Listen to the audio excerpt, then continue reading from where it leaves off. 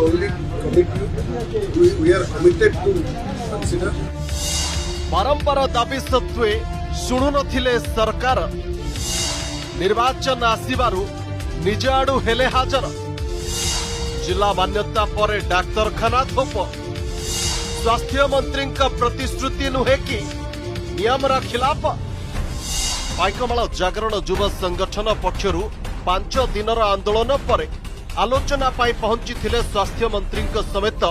3 मंत्री और वरिष्ठ बीजेडी विधायक कथा देले 3 मास भितर पाइकमाल पीएचसी को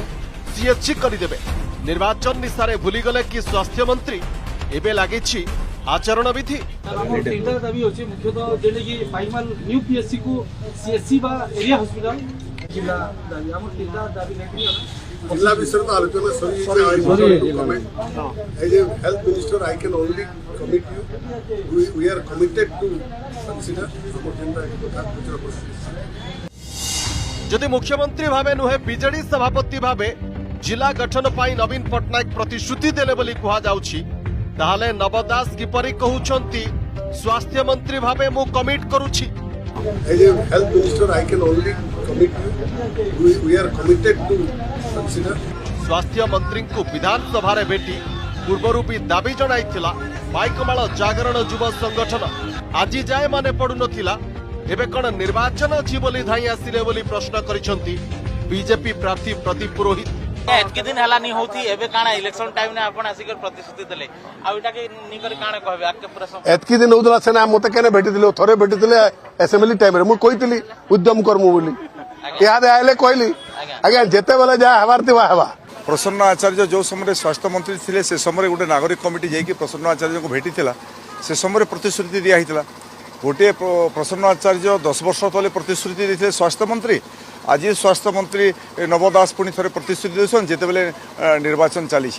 एटा तो आचरण विधि भी उल्लंघन आ प्रतिश्रुतिर भी कौन माना नहीं मिथ्या प्रतिश्रुति एरिया हॉस्पिटल दाबी प्रति मंत्री पाखक भी जाइए नागरिक कमिटी तांकर कथा को भी से समय ग्रहण कर बीजेडी राज्य सभापति जिला मान्यता प्रतिश्रुति को विश्वास को नहीं नाही पद्मपुर केंद्रीय क्रियानुष्ठान कमिटी एबे भी जिला घोषणा दाबी रे सेमानंकर आंदोलन जारी रही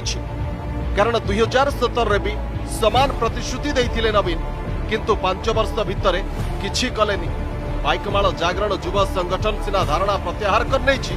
किंतु 3 मास कंठ भितर दाबी पूर्ण न हेले बड़ आंदोलन पाई देछि चेतावनी.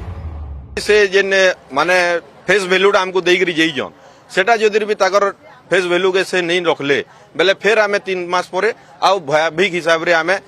पुणी राजा रास्ता के ओलामु आ फिर से आमे ई न धारणा देमु. लड़ाई अंध हिचे बोली कहा जाय नहीं पारे आमे एबे मंत्री माने जेन आसी दिले आमे तांको सकारात्मक माने रिजल्ट पाई छु सेटा काम रे परिणत हवा कि नहीं हुए सेटा आमे आज पर्यंत नहीं जानी किंतु आसंता फेब्रुआरी 20 तारीख 3 मास भरना ही जीवा आ 3 मास भीतर जदि किछि भी काम जदि नहीं ही दिवा फिर जागरण युव संगठन पाइकमाल रमो ओम प्रकाश मेयर आवाहक कहूचे जे 3 मास पर आमे राजा रास्ता रे आमे लड़ाई करवाले बाध्य हेमु आ भावलेसन आमे आगरु डिक्लेयर घोषणा हमर आडू कर दिउछु जे भावलेसन आमे भी करमु. पाइकमाल जागरण युव संगठन से आलोचना बेले नवदास खोलाखोली भावे कहउछंती मु स्वास्थ्य मंत्री भावे प्रतिश्रुति देउछि एपरि करी निर्वाचन आचरण विधि को खोला चैलेंज देई नाहंती कि नब एहाकू गुरुतर सह नेबे कि मुख्य निर्वाचन अधिकारी